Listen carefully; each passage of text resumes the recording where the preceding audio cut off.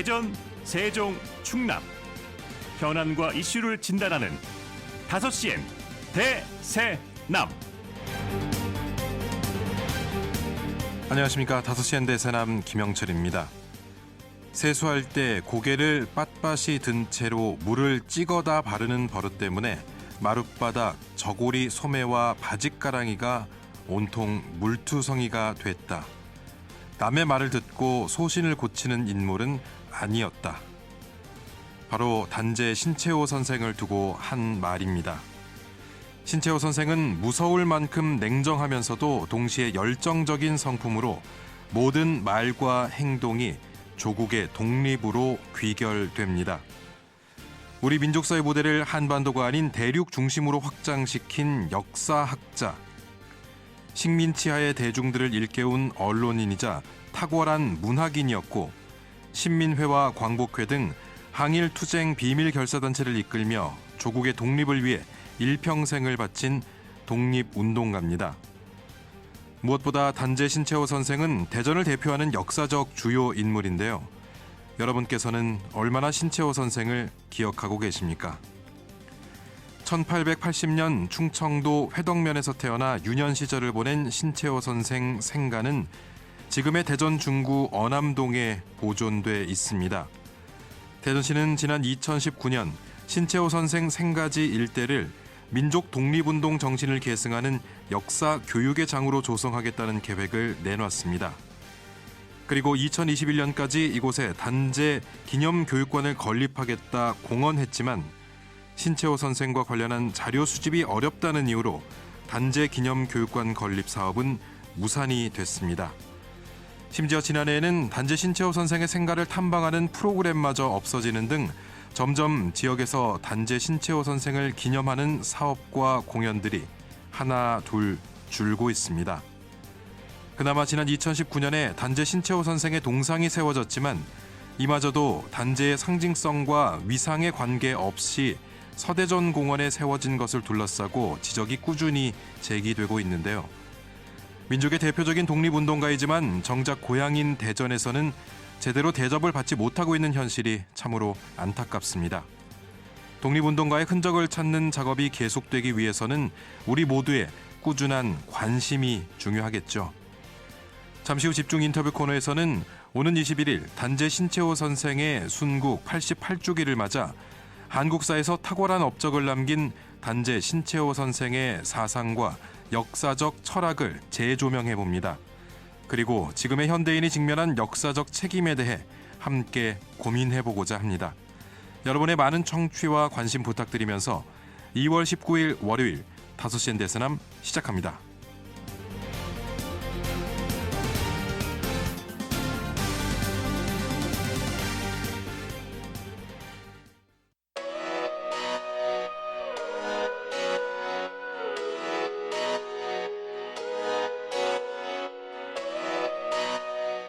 다섯 시엔 대세남은 여러분의 참여와 제보로 이루어집니다. 단문 50원, 장문 100원의 유료 문자 샵 2309번, KBS 대세남 유튜브 채널과 페이스북, 카카오톡 채널 5시엔 대세남으로 참여와 제보하실 수 있습니다. 선정되신 분께는 모바일 상품권 보내드립니다. 여러분의 뜨거운 관심과 제보 기다리겠습니다. 네, 키워드로 보는 뉴스 브리핑 만나보겠습니다. 오늘 방송은 사전 제작된 녹음 방송입니다.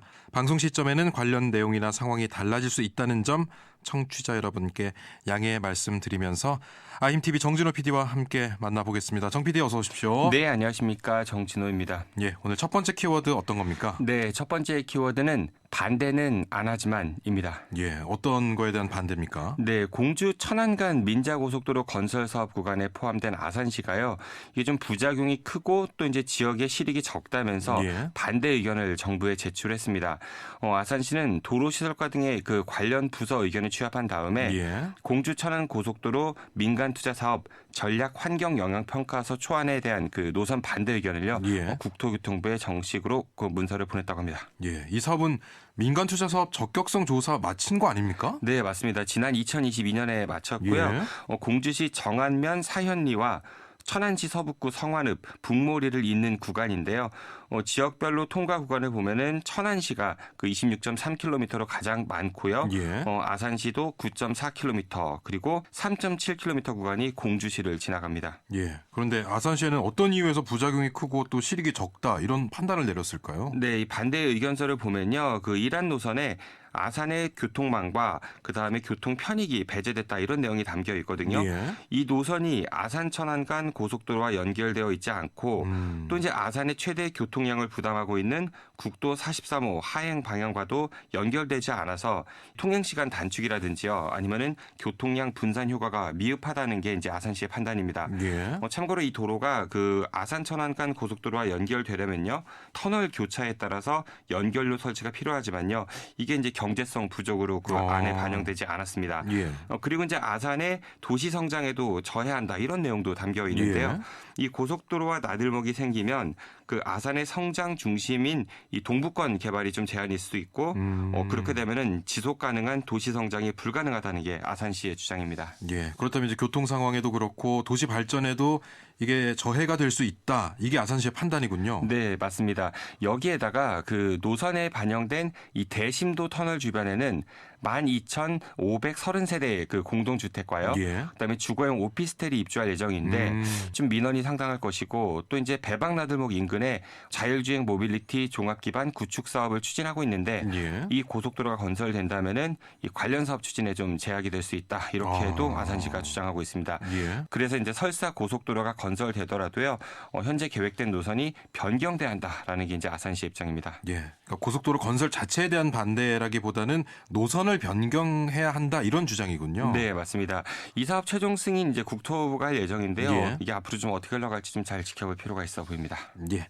자, 두 번째 키워드 어떤 겁니까? 네, 두 번째 키워드는 극한 대립에 국민들만 불안합니다입니다. 예. 어떤 대립의 내용입니까? 네, 정부의 그 의대 정원 확대 방침 이후 이 정부와 의사 간의 갈등이 나날이 좀 커지고 있죠. 예. 이런 가운데 얼마 전 대전의 한 대형 병원 인턴이요 공개적으로 사직 의사를 밝히기도 했습니다. 예. 저도 뉴스 화면을 봤습니다만 대전 성모병원 소속 전공의 한 명이 사직 의사를 밝힌 거죠? 네, 맞습니다. 예. 그 유튜브 공공튜브 메디톡이라는 채널에요. 이 결의라는 제목의 영상에서 예. 이 전공의는요 대한전공의협회의 그 공식 입장이 아니라 개인의 입장이라고 전제하면서 이 적개심과 분노가 가득하게 의사를 바라보는 그런 상황에서는 더는 의협을 이어가기 어려워서 잠시직을 내려놓으려 한다 이렇게 좀 사직 이유를 밝혔습니다. 예. 그러면서 자신은 의사인 동시에 한 환자의 보호자이기도 한데 자신의 사직이 그 기득권 집단의 욕심과 또 밥그릇 지키기로만 치부되지 않길 바란다면서요. 예. 이 영상이 집단 행동을 선동하는 걸로 보인다면은 정부가 자신의 의사 면허를 박탈해도 좋다. 뭐 이렇게까지 이야기하고 있습니다. 예. 의사 면허가 박탈돼도 좋다. 상당히 강한 어조입니다. 네, 맞습니다. 이 영상을 올린 이후에 이 전공의는요, 그 한 매체와의 통화에서 예. 다른 전공의들도 집단 행동에 대한 의지가 있어 보이긴 하지만 책임질 사람이나 뭐 불씨를 기다리고 있는 것처럼 보여서 자신이 개인적으로 판단해 먼저 이제 사직서를 제출했다. 뭐 이렇게 밝히기도 했는데요. 예. 실제로 이 전공의는 지난주 수요일에 병원에 사직서를 제출했고요. 하지만 예. 병원 측에서는 사직서를 처리할 생각은 아직 없다고 합니다. 그 영상에서는 꼭 집단 행동을 선동하기 위함은 아니라는 취지로 이야기를 하고 있지만 이후 언론에서 한 인터뷰 내용을 보면 결국 다른 전공의의 동참을 좀 고려하는 행동이라고 판단할 수밖에 없겠네요. 네, 좀 그렇게 보이기도 하는데요. 예. 사실 이 전공의의 영상이 나간 이후에 또 대한전공의협회장도 병원을 떠나기로 했다. 뭐 이런 내용이 발표되기도 했었죠. 예. 이제 전공의들의 집단 사직이 실제로 뭐 이루어지는 거 아니냐 이런 우려가 들기도 하는데요. 이런 가운데 이제 대전에 있는 대학병원 전공의 300명 정도가 이 집단 진료 거부에 동참하지 않을 거다. 이런 예. 언론 보도가 있었습니다. 대전에 있는 건양대학교 병원, 을지대학교 병원, 그리고 충남대학교 병원 전공의들이요. 대한의사협회가 집단 진료 거부를 결정하더라도 예. 여기에 참여하지는 않을 거다. 뭐 이런 입장을 밝혔는데요.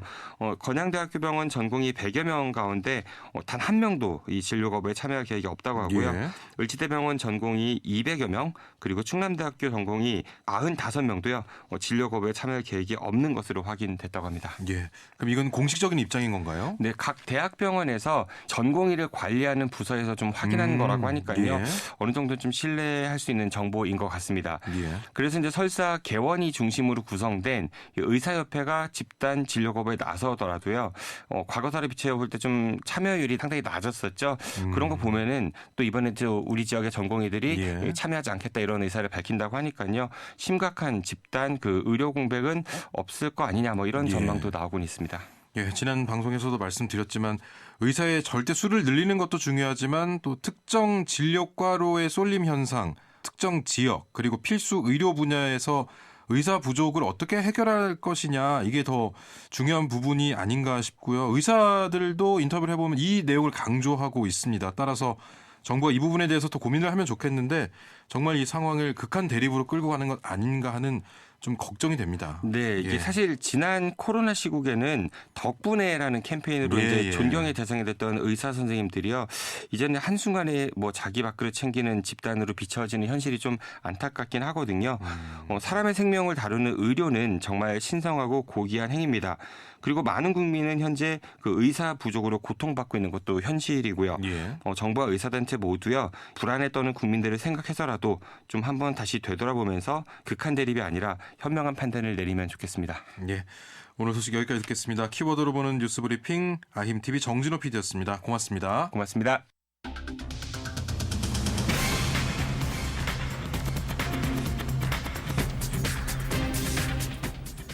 다섯 시엔 지역의 이슈와 현안을 진단합니다.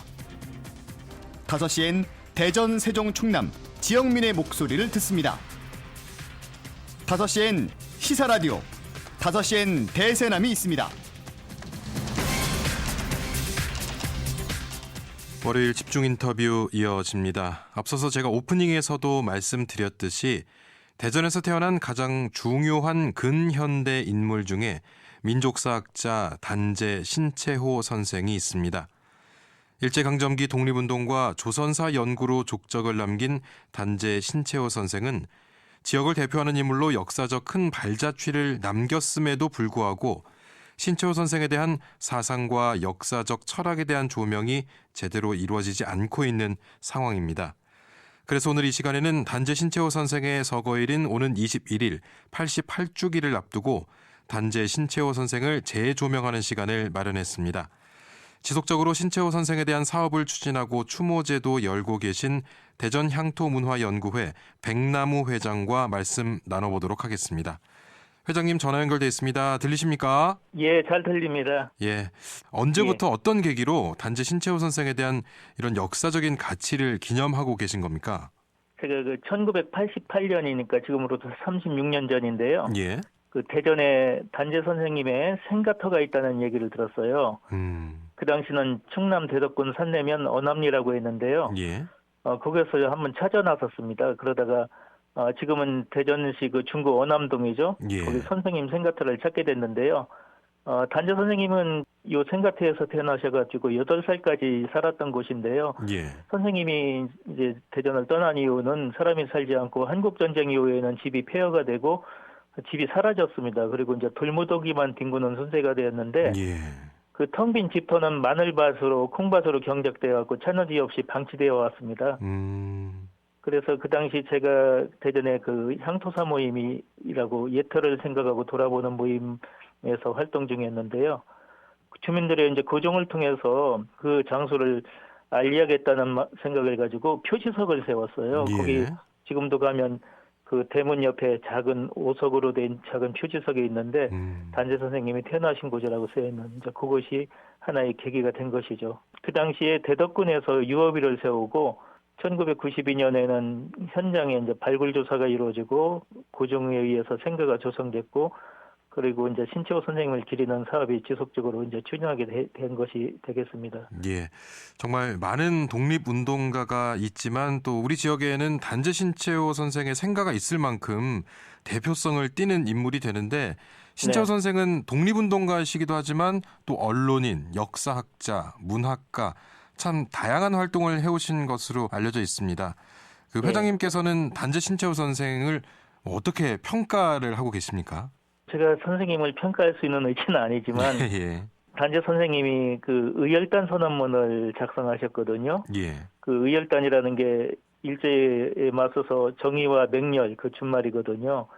그래서 정말 조선의 매운맛을 보여주는 꿋꿋한 선비다. 그리고 의로움을 위해서 불의에 타협하지 않는 의로움을 상징하는 그분이 바로 대전의 정신이 아니겠냐 그런 생각이 갖습니다. 예. 우리 지역의 이 생가터를 어떻게 보면 그동안 방치돼 있던 것을 발굴하시고 또 그곳을 비도 세우시면서 기리고 계시는데 이게 이제 중구 언암동에 신채호 선생의 생가가 조성이 돼 있다고는 하지만 대전 시민들 가운데 이곳에 이런 게 있었어라고 생각하시는 분들도 좀 계실 것 같고요. 얼마나 그곳을 찾아가 보셨을까 이런 생각이 들기도 하는데요. 대전 시민들이 이곳에 대해서 잘 알지 못하고 또 주목을 받지 못하고 있는 것 아닌가 하는 걱정도 됩니다. 회장님께서는 어떻게 느끼고 계십니까? 워낙 중구 정생동이 시내에서 멀리 떨어진 산간 오지잖아요. 예. 일반인들도 쉽게 접근하기가 어렵습니다. 지금은 이제 도로가 이렇게 개설되고 해서 전보다 나아졌다고는 하지만 그래도 많이 떨어져 있는 형편이고 이제 1992년에 대전 중구 언암동에 이제 생가가 복원되고 기념물로 지정이 됐어요. 예. 26호로. 그리고 2002년에는 현충 시설로도 지정이 됐는데요. 예. 그리고 그 앞에 이제 동상도 세워졌거든요. 그래서 생가에 가보면은 이제 지금은 그 홍보관도 2015년에 만들어졌는데 예. 그 홍보관이 이제 제대로 된 게 아니고 그 당시 이제 관리실로 쓰여 있던 것인데 빈 관리실을 이용해서 홍보관을 만들었는데 대전에 이제 해설사분도 그 계십니다. 그런데 예. 사실 많이 빈약한 형편입니다. 그리고 단재 선생님은 전국적으로 또 알려진 대전의 인물이기 때문에 예, 전국구예요. 예. 그 외지에서 오는 분들이 힘들게 오는 분들이 있는데 우리가 좀 그런 부분에 있어서는 너무 빈약한 시설에 대해서 많이 좀 반성이 돼야 될 부분이 아닌가 생각이 들어요. 예, 좀 뭐 우리 지역뿐만 아니라 다른 지역에서도 일부러 시간을 내서 네네. 찾아오는 그런 곳인데 조금 그렇죠. 관리가 조금 소홀한 것이 아쉽다 이런 말씀이시고요. 예. 그럼 그동안에도 지자체 차원에서 단재 신채호 선생 기념 사업이 좀 지지부진하다 이런 지적도 계속해서 제기가 되고 있거든요. 회장님께서는 어떻게 보고 계십니까? 그 2019년이 좀 어떤 많이 변환되는 시기이기도 한데요. 서대전 예. 시민공원에 새로운 동상이 또 설립됐습니다. 그래서 예. 단재 선생님이 좀 우리가 도심에서도 볼 수 있는 그런 것이고 그 당시에는 그 여러 그 동상 제막이라든지 다큐멘터리 제작, 특별 전시회, 연극, 뮤지컬 단재와 관련된 문화 사업이 풍성했었습니다. 예. 그런데 점점 그 사업들이 줄고 있는 형편이에요.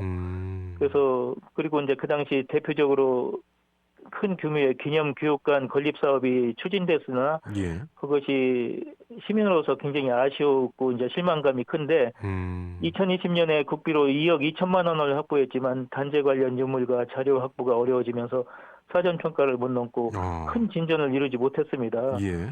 그래서 당초 계획대로였으면 기념교육관이 2021년 사업이 완료됐어야 되는데 그게 안 됐거든요. 예, 그래서 이제 그런 부분에 대해서는 예. 너무 이렇게 좀 시에서 시민들의 어떤 생각에 많이 만족하지 예. 못하는 그런 부분이 되는 것 같습니다.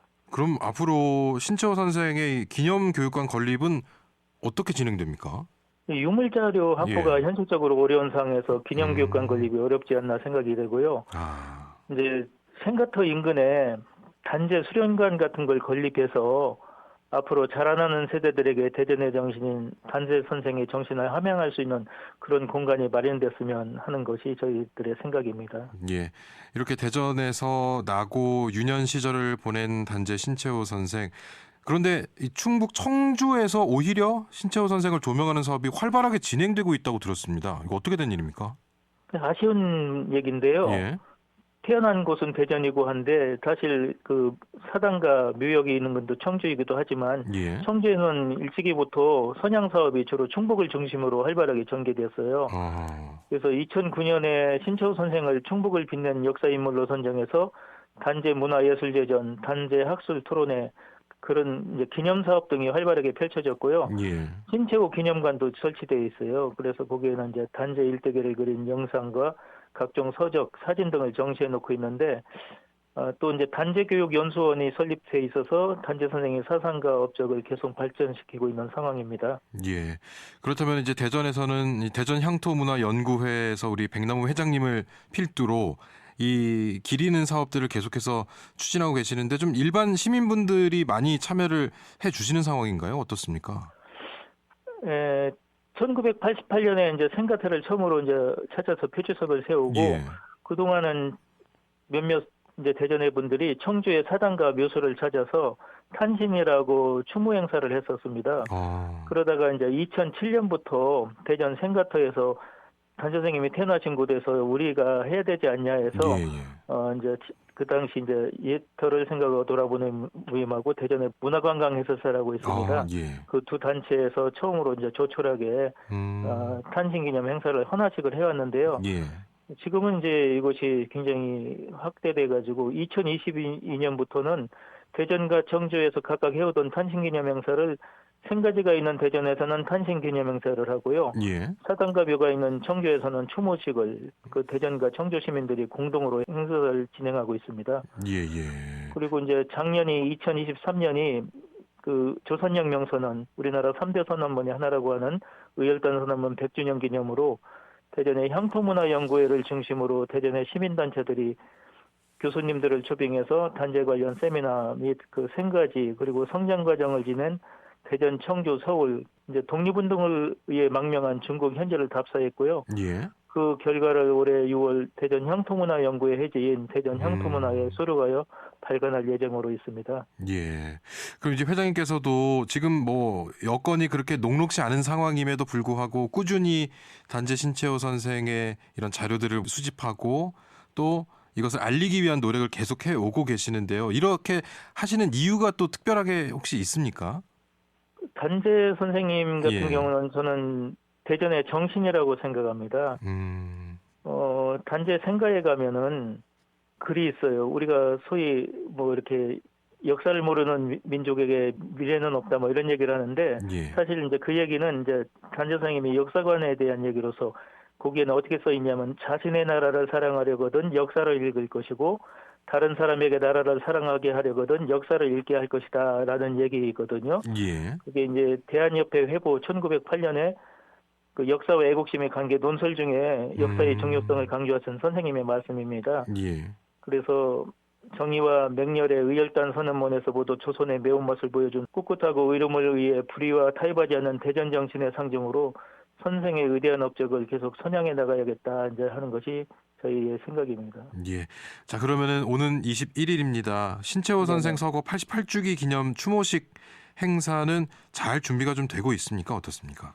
예, 이제 청주에 그 사단법인 단재 선생 기념 사업회가 있거든요. 예. 그리고 이제 고령신시 문중에서 그 묘소와 사당이 있는 그 청주 낭성면 기레리에서 당일 행사를 위해서 준비 중에 있습니다. 물론 이제 대전에서도 시민들이 함께 참석할 예정입니다. 예. 자, 이제 우리도 이 단재 신채호 선생께서 남긴 발자취를 하나하나 잘 더 많은 내용들을 기억을 해야 될 텐데 우리 지역 곳곳에 담긴 역사 교육을 조금 더 활발하게 해야 되는 거 아닌가 이런 생각도 들고요. 앞으로 예. 어떻게 우리가 단재 신채호 선생의 이런 사상 또 철학 이런 것들을 받아들이고 또 이어가야 되는지 어떤 생각을 갖고 계신지 마지막으로 한 말씀 듣겠습니다. 예, 그 대전은 그 일찍이 그 개족산성을 그 옹산성이라고 이렇게 하거든요. 예. 삼국사기에 그 옹산성 전투에서 백제 부흥운동에 의해서 최후의 결사를 한 그러니까 죽음으로써 의를 지키기 위해서 목숨을 걸고 끝까지 항정한 것이 대전의 정신의 어떤 상징이다면 또 대전의 가양동에 보면은 지금은 박팽년 선생님이 또 태어나신 곳이 있어요. 예.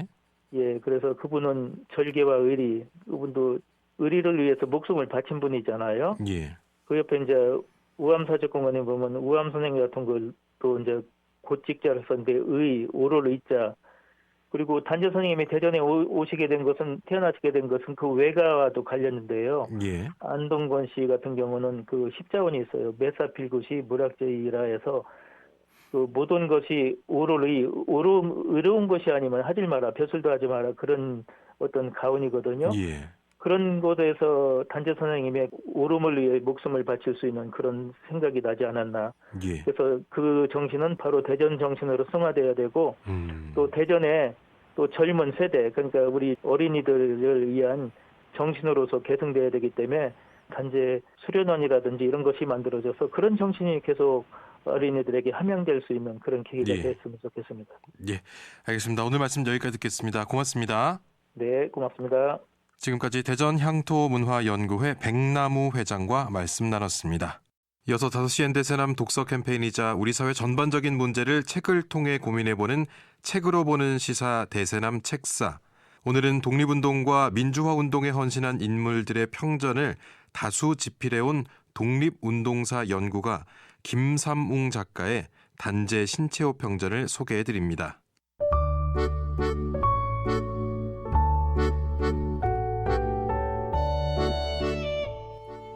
사회 이슈와 현안을 한 권의 책으로 말합니다. 희망의 책과 함께하는 책으로 보는 시사. 대세남 책사.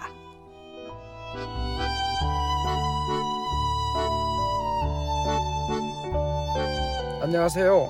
희망의 책 대전본부 이수철입니다. 오늘 소개할 책은 단재 신채호 평전입니다. 단재 신채호는 1886년 충청남도 대덕군 정생면 도림리에서 태어났습니다. 조부인 신성우가 청주시 상당구 기래리로 이사를 하게 됩니다. 도산 안창호가 미국에 건너가서 공부하기를 권했지만 이런 지하에 거절하고 자신의 길을 가고자 했던 그를 지난주 눈 내리는 날 기래리 사당을 다녀왔습니다. 신채호는 어릴 때부터 천재적인 소양을 갖고 태어나 10살에 자치통감을 해독하고 14살에 사서상경을 독파하여 신동으로 소문이 자자하였습니다. 조부는 전적인 소질을 간파하고 조선 최고 학문기관인 성균관에 입학을 하게 됩니다. 성균관에 다닐 당시 종로에 있는 모든 서점의 책을 독파하고 몇 날을 밤을 지새워 읽고 많은 성품을 지녔습니다. 신채호가 성균관에 들어갈 무렵 가보개혁으로 가거제도가 폐지되고 이에 신설된 것이 경학과인데 역사, 지리, 세계사, 수학 등 다양한 서양학 과목 신학문을 배웠습니다. 1905년 항성신문 논설 기자가 되고 1910년 해외 망명까지 언론과 국권 회복을 펼칩니다. 1907년 신채호는 이혜영, 양기탁, 안창호, 이성훈과 함께 신민의 결성에 참여합니다. 이때 민족을 중심으로 역사를 새롭게 해석하고자 하는 신채호 특유의 민족사관을 정립하게 됩니다. 유학자이면서 한문학자였던 그는 한글 보급화 운동과 함께 당시 이수신전, 얼티문력전 등의 전기를 집필하여 국권 회복과 민족 부흥을 도모하게 됩니다. 1909년 한일 강제 병합을 계기로 망국의 길을 피할 수 없다는 결론을 내면서 1910년 대규모 망명길로 압록강을 건너게 됩니다. 블라디보스토크 한인사회의 교육 계몽과 교민 통합에 기여를 하게 됩니다. 이때 당시 우스리스크, 파르티잔스크, 그라스키노 등지에서 산재한 발해 유적지를 꼼꼼하게 탑사하여 부여, 고구려 그리고 발해로 이어지는 만주 역사의 본격적인 탐사를 시작하게 됩니다. 1920년 임시정부 회의에 참여한 우당 이혜영과 함께 베이징 시대를 맞이하여 민중이 직접 주동하는 무장투쟁만이 진정한 독립운동을 이룰 수 있다는 신념을 갖게 됩니다. 일제강점기의 최고의 명문인 조선혁명선언을 발표합니다. 이 무렵 조선 상고사를 꾸준히 집필하여 동아일보에 연재하게 됩니다. 이 책에서 역사를 인류 사회는 아와 비와의 투쟁으로 보고 시간적으로 발전하며 공간적으로 확대하는 활동의 상태의 기록으로 정의합니다. 1928년 외국 위체를 위조하여 현금으로 인출하려다 붙잡혀 조사받은 후에 압송되어 리순 형무소로 이감되고 징역 10년형을 선고받게 됩니다. 형기 1년 8개월을 남기고 1936년 2월 21일 차디찬 형무소에서 순국을 하게 됩니다. 단재는 정몬주의 단신가를 따서 단재라고 호를 지었습니다. 2월 21일 그의 기일을 맞이하여 그가 세운 민족주의의 의식, 발해의 위대함과 웅장함, 언론과 교육을 위한 계몽운동으로 우리나라 발전에 지대한 영향을 끼침에 대해 새삼 감사를 드립니다. 5시엔 대세남 독서 캠페인이자 우리 사회 전반적인 문제들을 책을 통해 고민해보는 책으로 보는 시사 대세남 책사. 오늘은 희망의 책 대전본부 이수철 이사께서 김삼웅 작가의 단재 신채호 평전이라는 책을 소개해드렸습니다.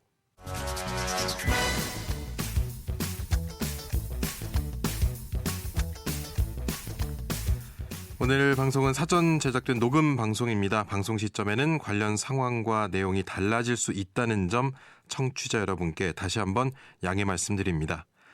취재신문 기자들의 날카로운 시선으로 지역의 이슈를 진단해보는 방송을 탄 기자단 방탄기자단, 중도일보 임효인 기자, 충청투데이 최윤서 기자와 함께합니다. 두 분 안녕하십니까? 안녕하세요. 네, 오늘 저희가 이 저소득층과 맞벌이 가정을 위해서 저녁 8시까지 초등학생을 돌보는 늘봄학교 전면 도입 한 달가량 앞두고 그 이야기를 조금 해보려고 하는데요. 그동안 인력 배치, 업무 분담 등의 문제가 도입 초기부터 꾸준히 제기돼 왔지만 전면 확대를 코앞에 둔 시점까지 해결의 실마리를 찾지 못하고 있습니다. 오늘 늘봄학교 전면 시행을 앞둔 지역의 상황 살펴보도록 하겠습니다.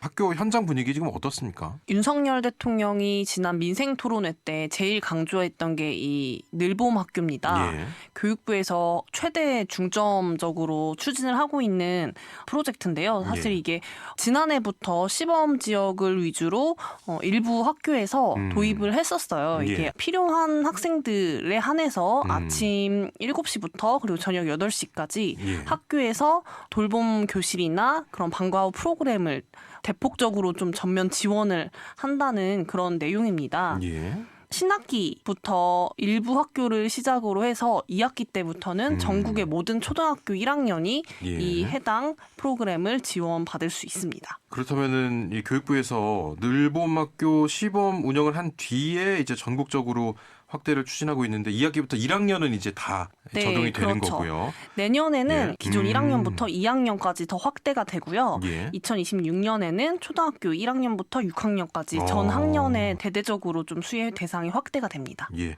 근데 이 늘봄을 과연 누가 주체적으로 맡아서 운영을 하느냐, 이 문제를 가지고 아주 오랫동안 여러 문제점들이 지적돼 왔고 학교 현장에서는 좀 힘들다 이런 소리가 네. 계속해서 나오고 있는데 지속적으로 문제가 제기되고 있습니다. 사실 취지는 이런 맞벌이 부부들을 위해서 좀 학교에서 주도적으로 예. 학생들을 돌봐준다는 개념이라 취지 자체는 굉장히 저출산에 있어서 좀 효과가 기대가 되는데요. 예. 문제는 그렇다면 그 돌봄을 주체적으로 할 공급자가 누구냐.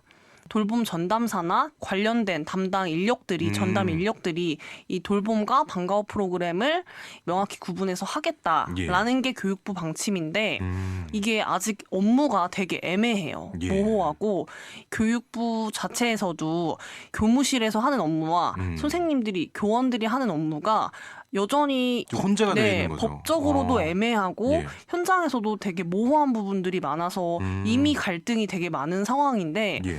관련 법이 하나도 정비가 안 된 상태에서 이런 늘봄 프로그램을 확대를 한다고 하니까 일단 하겠다라고 해버리니까. 네네네. 준비가 예. 전혀 제도적으로도 준비가 안 된 상태에서 갑작스럽게 좀 강행을 하는 게 있다 보니까 예. 이제 교원들도 그렇고 교직원들도 그렇고 불안감이 큰 건 사실입니다. 예.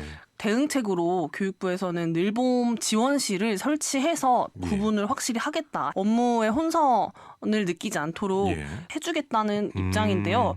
사실 이 부분도 인력이 제대로 충당이 됐을 때가 예. 전제가 되기 때문에 상황은 더 지켜봐야 합니다. 예. 그래서 이 정부는 좀 과도기가 있는 걸 좀 인정을 하면서 기간제 교사를 배정하겠다 이런 대책도 내놨거든요. 이 부분에 대해서는 현장에서는 어떤 목소리가 나오고 있습니까? 교육부는 현장에 있는 교원들한테 이 늘봄 업무를 부담을 시키지 않겠다라고 하면서 그럼 당장 누군가는 이 업무를 해야 되는데 네. 그 일을 할 사람으로 기간제 교사들을 뽑는다고 합니다. 예. 그래서 뭐 지역에서도 이 기간제 교사들을 채용을 하고 있는데 이 초등학교에서 1학년을 대상으로 아이들을 케어하고 프로그램을 짜고 할 기간제 교사를 뽑아야 돼요. 예. 그렇다 보니까 기간제를 채용하는 데는 지금 한계가 있어요. 그래서 대전은 중등까지 확대를 해서 영어나 예체능 교원 자격증이 있는 교사 자격증이 있는 대상까지 확대를 해서 예. 기간제 교사를 일단 뽑아서 해보겠다고 하고 있습니다. 예. 교육 현장에서도 이것이 맞다 저것이 맞다 정해지지 않은 이런 상황 때문에 굉장히 선생님들도 이 업무를 내가 맡아야 될 것 같은 그런 기류가 좀 생기고 있는 거잖아요. 말씀해 주신 것처럼 아이들을 맡길 곳이 없는 맞벌이 부부 같은 경우는 정말 취지로서는 좋은 것 같다 하지만 우려의 목소리도 부모님들도 그렇고 현장에서도 계속해서 나오고 있는 그런 상황 같아요. 일단은 현장에서 지금 이 늘봄 학교를 한다고 하는 그 정부의 일방적인 그 방침에 대해서 굉장히 다 반발을 하고 있어요. 학교에는 교원이 있고요. 그리고 행정실에 있는 행정 인력들이 있죠. 그리고 늘봄 학교를 실질적으로 하는 방과후 선생님들 그리고 돌봄 전담사들이 있어요. 근데 그분들은 이제 공무직으로 하는데 이제 각계가 입장이 다 달라요. 그러면서 이제 우리 각각의 영역에서 더 이상 새로운 것들을 맡는데 어떤 거부감이 있고 그 과정에서 충분한 논의를 좀 요구를 계속하고 있는데 사실 그런 과정들이 없고 일단 교육부가 어떤 정책을 던지고 그거에 대해서 막 뒤에 소통하고 있다라고 하면서 조금씩 계속 바뀌면서 그럼 왜 우리랑은 이야기 안 하냐 이렇게 또 현상이 되다 보니까 학부모 입장에서는 이렇게 되다가는 잘 될 수 있을까?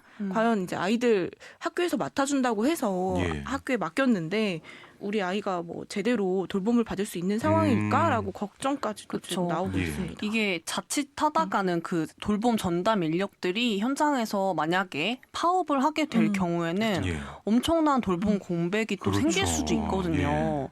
사실 이미 급식 파업도 계속 진행되는 거랑 유사한 상황이 또 흘러갈 수 있기 때문에 결과적으로 그 피해는 학부모랑 학생들이 지게 될 수밖에 없어서 사전 준비를 정말 잘 해야 될 것 같습니다.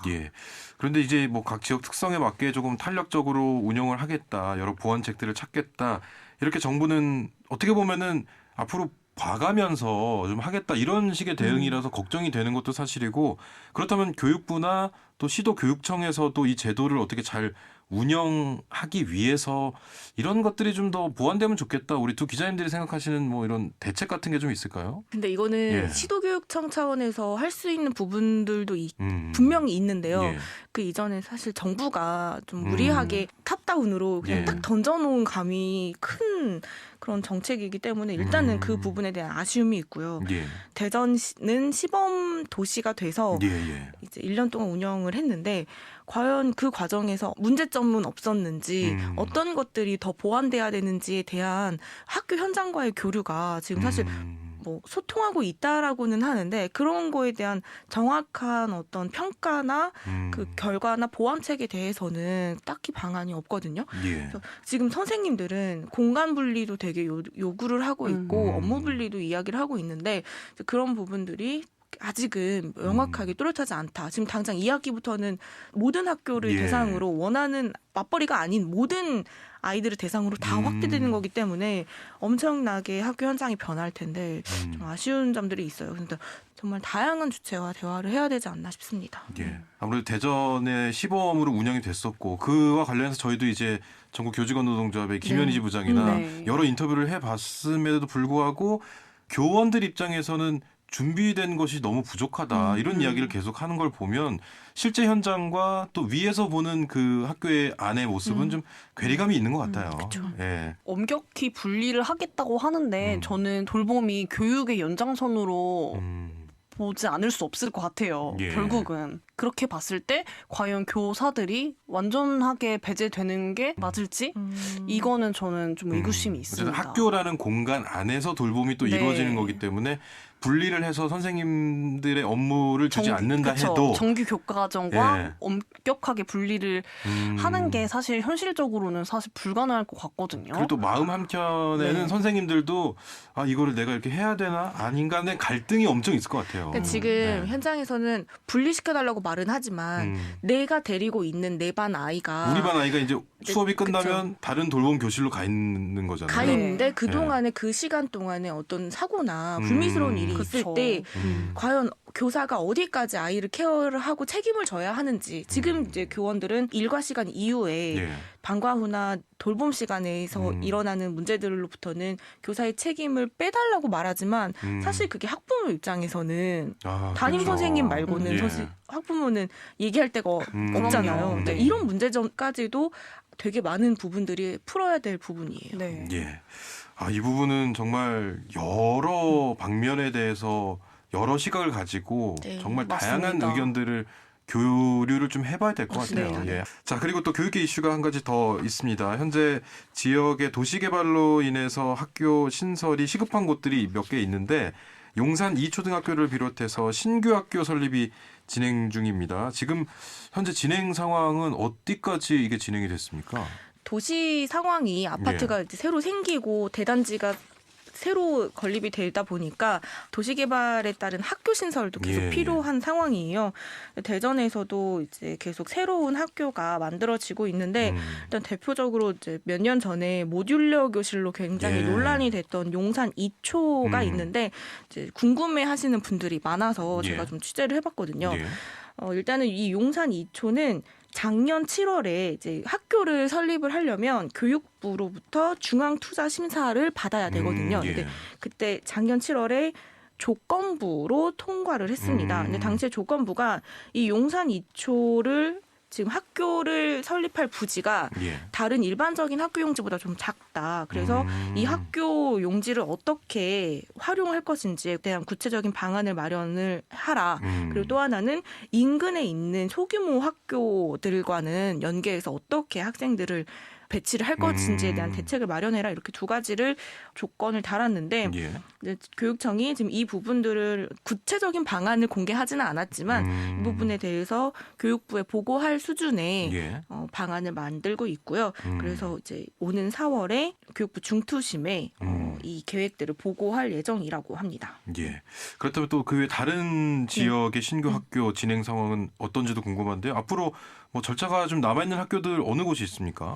일단은 이 교육부 중투심을 통과해야 학교 설립을 본격 추진한다고 볼 수 있는 거예요. 그래서 올해 말씀드린 4월 그 중투심에 지금 현재 앞두고 있는 게 도안 2지구에 들어설 용계초, 용계중 두 개가 남아 있습니다. 그러니까 용산 2초랑 같은 시기에 개교를 할 목표로 하고 있는데 아직 교육부 중투심을 통과하지 않은 거거든요. 그래서 일단은 대전교육청은 이번 중투심에 한번 최대한 보고 심의를 의뢰할 수 있도록 해보겠다라고 하고 있고요. 천동중도 작년에 같이 용산 2초랑 같이 중투심 통과를 했는데 그것도 마찬가지로 조건부로 통과해서 좀 관련된 내용들을 준비를 하고 있고요. 이렇게 좀 과정을 거쳐와서 올해는 복용초 그리고 둔곡초 중통합학교가 각각 개교를 합니다. 네. 아니 그러니까 저희 그 용산 2초 얘기할 때 모듈러 교실 이제 그게 화면으로 보기에는 그냥 컨테이너 박스 같아요. 거기 안에서 수업을 듣는 건데 학생들이 어쩌면 그 교실에 가는 것도 좀 신나서 가야 되는 것이고 공부하러 가는 곳이지만 여러 가지 배우러 가는 곳이기 때문에 조금 시설이 그래도 좀 잘 되어 있어야 된다 이런 생각이 들거든요. 임 기자님 이제 취재를 하시면서 학생 또 학부모 뭐 여러분들과 인터뷰를 하셨잖아요. 뭐라고 말씀하시던가요? 일단은 처음에는 이 안전이 모듈러 교실이라는 게 너무 생소하다 보니까 과연 그 공간에서 아이들이 안전하게 공부하고 생활할 수 있는 공간인지에 대한 안심이 안 돼서 되게 걱정하는 우려가 컸는데 이제 궁극적으로는 용산 2초에 한정해서 말씀을 드리더라도 학교 수요 예측을 뒤집었다고 해야 될까요? 학교가 필요 없다고 했다가 결국에 학교가 필요하다고 교육청이 입장을 바꾼 거기 때문에 왜 미리 사전에 준비하지 못했는지에 대해서 학부모님들이 되게 아쉬워하세요. 그래서 교육청이 이런 새롭게 바뀌는 도시 여건들에 발 맞춰서 이런 학생 수요들을 잘 파악해서 미리 선제적으로 학생들이나 학부모들이 불편하지 않게 대응해야 한다. 이런 말씀들을 많이 해주셨습니다. 저는 전체적으로 봤을 때는 이제 학생 수가 줄고 있어서 상충되는 부분들이 많은 것 같아요. 교육청 차원에서도 이런 신설학교를 늘리는 거에 대해서 굉장히 좀 부담이 있고 그런 반면 이제 학부모들은 당장 내 아이가 집 가까운 데 다녔으면 좋겠는 마음이 공존을 하기 때문에 양가 감정이 좀 드는데 어쨌든 제일 중요한 거는 이런 학생 추계를 제일 정확하게 해야 되는 부분 같아요. 대전시와 좀 더 적극적으로 미래 들어오는 가구 수에 대한 대비를 할 땐 대전시와도 적극적인 협의를 좀 해야 할 것 같습니다. 그런 부분에 대한 파악을 좀 더 면밀하게 해봐야 될 것 같습니다. 자, 그럼 다음 주제 또 넘어가 보겠습니다. 우리 청취자분들 가운데 대덕과학문화센터 건물 보신 분들도 계실 거고 이게 어디지 하시는 분도 계실 것 같은데 대덕연구개발특구 관문에 자리하고 있습니다. 이게 10수년간 방치가 됐다가 지난해 이제 민간에 매각되면서 이 부지에 초고층 아파트 그리고 오피스텔 이런 거 짓겠다 이런 소식이 들리면서 논란이 생기고 있어요. 이 내용 좀 더 들여다보고 싶은데 먼저 건물에 대한 설명이 필요할 것 같아요. 여기가 원래 이제 1993년도에 현재 연구개발특구진흥재단이라는 기관과 과기부가 건립을 한 건물인데요. 예. 최초의 용도는 이제 연구원들의 커뮤니티를 목적으로 한 건물입니다. 근데 예. 이곳이 이제 롯데 대덕이라는 호텔에 임대를 해서 사용을 오랜 기간 했고요. 그 이후에 이제 호텔이 잘 안 되면서 모건대학교가 교육 예. 기능을 위해서 2003년에 매입을 했어요. 예. 하지만 그 매입 당시의 목적과 달리 교육용으로 사용을 할 수 없다는 그런 이유로 거의 10년 넘게 방치됐습니다. 저도 이제 르포를 다녀오기도 했었는데 예. 우범지대의 가능성도 거기가 이제 컸고 막다른 길이고 여기 네. 대덕대교 맞아요. 지나서 쭉 가면 갑자기 약간 생뚱맞게 나오거든요. 네, 밤에 가면 거기 굉장히 어둡고 주변 주민들도 그렇고 연구진들도 그렇고 여기를 빨리 좀 활용을 하자. 이렇게 방치를 오랫동안 하는 게 과연 맞느냐 이런 얘기가 계속 있었다가 모건대학교가 작년에 한 민간 건설사한테 예. 이 부지를 매각을 했습니다. 그래서 지금 아직 좀 남은 절차들이 있긴 한데요. 예. 문제는 이게 민간 건설사한테 넘어가다 보니까 당시의 목적인 공공성이 좀 훼손될 수밖에 없고 오피스텔을 예. 개발한다는 소식이 좀 들려오고 있습니다. 근데 층수도 당초보다 더 높은 층수, 30층이 넘는 예, 예. 높은 층수로 지금 추진 움직임이 있어서 과학계와 그 일대 주민들 사이에서는 좀 반발이 있는 것 같습니다. 그럼 앞으로 이 부지나 초고층 아파트가 지어지는 이 계획들 앞으로 어떻게 될 것 같습니까? 두 분이 보시기에는. 일단은 관련 절차를 네. 지금 사업자가 유성구, 그러니까 500세대 밑에는 유성구 기초지자체에 예. 신청을 하게 돼 있다고 하더라고요. 그래서 유성구에 사업자가 신청을 한 상황인데 예. 관련된 절차들을 좀 진행은 하면서 이제 뭐 공청회도 하고 예. 인근 주변의 상황도 보고 이렇게 진행을 할 것 같아요. 근데 일단은 지금 지난번 한 차례 예. 대규모 고층 오피스텔을 건립한다고 했을 때도 지역에 있는 과학기술인들이나 인근 주민들의 반대가 좀 있었습니다. 예. 그래서 그 이유 때문에 안 된 건 아니었지만 이번에도 반발이나 반대는 예상이 되고 있습니다. 예. 여기가 사실 사유재산인데 예. 왜 이 재산권을 침해하는 거냐 예, 예. 이런 반대 목소리도 있어요 사실. 예. 근데 이 부지의 경우 좀 특수성이 있는 게 당초에 이런 공공 목적으로 활용한다기에 그 일부 산을 예. 여흥 민씨 종중이 예. 갖고 있었던 산이 있어요. 지금 건립 전에 그 일부 개인 소유의 산이 있었는데 이거를 공공성으로 사용을 한다기에 종중 차원에서 좀 저렴하게 부지를 더 당시에 이제 제공을 해준 예, 것도 예. 있거든요. 이렇게 이제 상업지구나 뭐 난개발 우려가 됐을 거면 절대 저렴하게 이 땅을 내놓지 않았을 거다. 예. 종중들은 지금 그 이유로 반대를 강력하게 하고 있어서 단순히 뭐 사육재산권만을 그러니까 지금 현재로 봤을 땐 누군가의 사유지이지만 지금까지 지나온 시간들 그 공간이 만들어진 배경들을 봤을 때는 그쵸. 네. 쉽게 공공성이, 해결되기 네, 네, 네. 어렵겠구나. 아, 그런 생각이 듭니다. 여기 예. 이 공간을 놓고 또 논란이 있는 것들 중에 하나는 과연 이제 2003년에 모건대가 이 땅을 교육시설로 쓰겠다고 예. 매입을 했는데 사실 실상 교육시설로 쓰지는 못했고 그 이제 시간이 지나면서 시세 차익을 예. 많이 남기면서 결국에 민간에 매각하면서 좀 대학의 역할에 대해서도 이야기가 나오고 있고요. 또 몇 번이나 대전시도 이것을 좀 공적으로 활용하려고 했는데 그게 번번이 안 됐어요. 예. 그동안에 지나온 과정들을 봐도 좀 이제 아쉬운 부분들이 많이 있다. 예. 그래서 거기 대덕 연구단지 들어가는 딱 입구예요. 그러니까 네. 지금 우리 네. 중앙과학관과 신세계의 그렇죠. 사이로 쭉, 쭉 가면은 가면 큰 네, 삼거리가 네. 나오거든요. 그 바로 앞에 모건대 대덕과학문화센터라고 써 맞아요. 있어요. 예. 근데 앞에 이제 다 펜스가 막혀 있고 좀 사용하지 않는 이제 오래된 흉물 같은 건물이죠. 그래서 이제 과학기술계에서도 그렇고 여러 이유로 반대 목소리가 나올 수밖에 없는 네. 상황이라 앞으로 진행되는 상황을 좀 더 네. 지켜봐야 될 네. 것 같고요. 대전 대덕특구에 또 하나의 공간이 있는데 이곳이 바로 출연연 공공관리 아파트. 이게 2012년에 거주자들이 모두 나가면서 지금까지 그냥 방치되고 있다고 그러더라고요. 예. 지금 말씀드린 과학관과 신세계 사이에 가다 보면 예. 왼쪽에 공동관리 한 아파트가 있어요. 5층짜리 건물인가 네, 여러 저층 개 아파트가 예. 낮게 이렇게 좀 동간이 있으면서 이렇게 잘 있는데 예. 그 아파트가 사실은 79년도에 외국에 있는 우리 유학자들 다시 돌아와라. 그리고 해외 과학자들 와서 여기 연구단지를 만드니까 예. 여기서 좀 연구를 하자. 국가 과학기술 발전에 좀 기여를 해달라라는 취지로 만들었던 아파트예요. 굉장한 상징성이 있는 공간인데 이제 이 아파트는 이제 사람이 살지 않은 지 이제 여기도 20년이 예. 넘었죠. 그래서 작년에 대덕특구 출범 50주년이었는데 이 공동관리 아파트 그리고 대덕과학문화센터를 도대체 어떻게 할 건지에 대한 계획이라도 좀 만들자라는 이야기들이 계속 있었어요.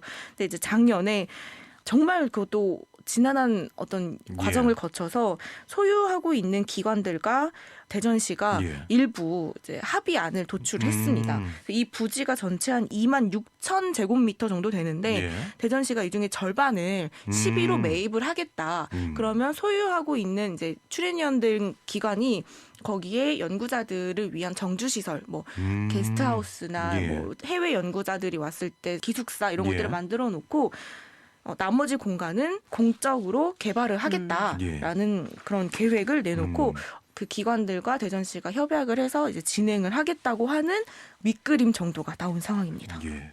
아, 그러면 앞으로 이곳들이 어떻게 개발이 되거나 어떻게 변형이 되거나 앞으로 어떤 방향으로 가야 된다고 보십니까, 두 분? 사실 방향성 자체는 연구단지의 핵심 부지에 상징성도 있고 놓여진 만큼 공공의 목적을 가진 그런 기능으로 사용이 됐으면 하고요. 절차도 사실 아직 많이 남아 있어요. 주거 지역인 부분을 또 상업지구로 바꿔야 되고 굉장한 좀 많은 절차들이 남아 있고 이 절차를 해결하는 데까지만 해도 몇 년이 걸릴 것 같습니다. 그래서 그 기간 안에 초반의 방향성을 잘 잡고 얘기했던 것처럼 스타트업이라든지 아니면 융합 연구를 연구단지에서 많이 하게 될 것 같아요. 의미 있게 사용이 되길 바랍니다.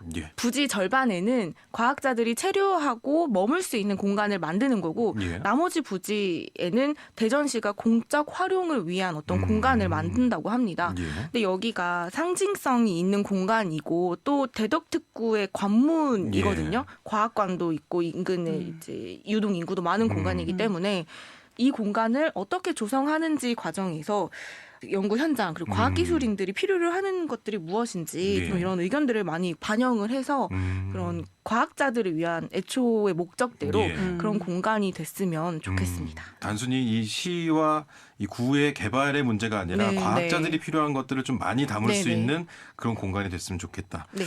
오늘 말씀 여기까지 듣겠습니다. 자, 오늘 방탄기자단 대전 대덕과학문화센터와 공동관리 아파트 개발 계획 등에 대해서 짚어봤습니다. 중도일보 임효인 기자, 충청투데이 최윤서 기자와 함께했습니다. 두 분 고맙습니다. 고맙습니다. 5시엔 대세남 오늘은 여기서 인사드리겠습니다. 저는 내일 다시 찾아뵙겠습니다. 김영철이었습니다.